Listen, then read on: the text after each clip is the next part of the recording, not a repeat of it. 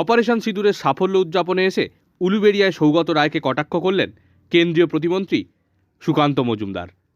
Operation সিঁদুরের মাধ্যমে ভারতীয় সেনাবাহিনীর বীরত্ব দেখেছে সারা বিশ্ব। অপারেশন সিঁদুরের এই অভূতপূর্ব সাফল্যের জন্য ভারতীয় সেনাকে অভিনন্দন জানিয়ে গ্রামীণ হাওড়ায় অনুষ্ঠিত হল তিরঙ্গা যাত্রা। রবিবার বিকেলে উলুবেড়িয়ার 11 ফটক বাসস্ট্যান্ড থেকে শুরু হয় তিরঙ্গা যাত্রা। এদিনের তিরঙ্গা যাত্রায় বাইক নিয়ে সামিল হয়েছিলেন কেন্দ্রীয় মন্ত্রী সুকান্ত মজুমদার। 11 ফটক থেকে বাইক র্যালিটি শুরু হয়ে 16 নম্বর জাতীয় সড়ক হয়ে খলিশানি অবধি যায়। এদিন সুকান্ত মজুমদার বলেন, অনেকে লাফাচ্ছে আর বলছে যুদ্ধফুদ্ধ কিছুই হয়নি। তারা বলছে এদিকে দুটো আর ওদিকে দুটো বম পড়েছে। এরপরই কার্যত সৌগত রায়ের নাম ধরে তাকে কটাক্ষ করেন সুকান্ত মজুমদার। ভারতের নিজের হাতে তৈরি, ভারতকে এখন সবার কারো কাছে হাত পাততে হয় না। উল্টে ব্রহ্মস মিসাইল এখন গোটা বিশ্বের বিভিন্ন দেশ ভারতবর্ষকে লিখছে, আমাদেরকে ব্রহ্মস মিসাইল পাঠাও, আমরা ব্রহ্মস মিসাইল নেব। চীনের শত্রু যে সমস্ত দেশ আছে তারা বলছে ভারতবর্ষের কাছ থেকে আমরা ব্রহ্মস মিসাইল কিনবো। ভারতবর্ষের ব্রহ্মস মিসাইল পাকিস্তানের যে সমস্ত এয়ারফোর্সের বিমানকে ধ্বংস করেছে, তার মধ্যে যে কয়েকটি বিমান আছে যারা চায়নার দেয়া, চায়না পাকিস্তানকে দেয় আর সেগুলো ভেঙে ভেঙে পড়ে। চায়না মাল বেশি দিনে মার্কেটে টেকে না, দুদিনেই আউট হয়ে যায়।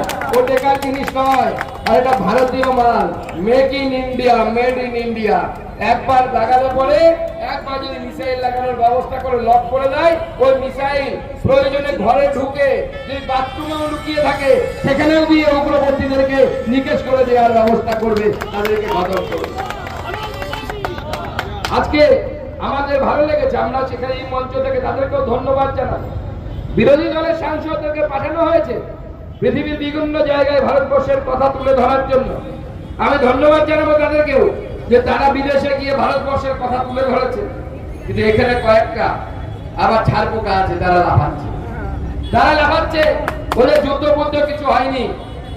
কিরাদা কিংবা কি নাম বাটা, সে বাটা লাফাচ্ছে বলে যুদ্ধ কিছু হয়নি। আমাদের সৌগত রায় বলছে ও কিছু হয়নি, এদিকে দুটো বোম পড়েছে, ওদিকে দুটো বোম পড়েছে।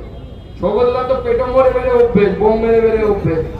তা আমি তাই বলেছি, সাংবাদিকরা প্রশ্ন করছে, বলছে দাদা তৃণমূলের নেতারা, সৌগত রায় এত সিনিয়র লিডার, প্রফেসর মানুষ, তিনি বলছেন কি যুদ্ধ করেছে, কোথায় হামলা করেছে, কিচ্ছু হয়নি, দুটো বোম পড়েছে। আমি সাংবাদিকদেরকে বললাম, দেখুন এরা যখন বালাকোটের পর ভারত আক্রমণ করেছিল, যখন সার্জিক্যাল স্ট্রাইক হয়েছিল, যখন ভারত ওপারে গেছিল, তখনও প্রশ্ন তুলেছিল। এবার তিনবার হয়ে গেল, এরপরে আর উপায় থাকবে না।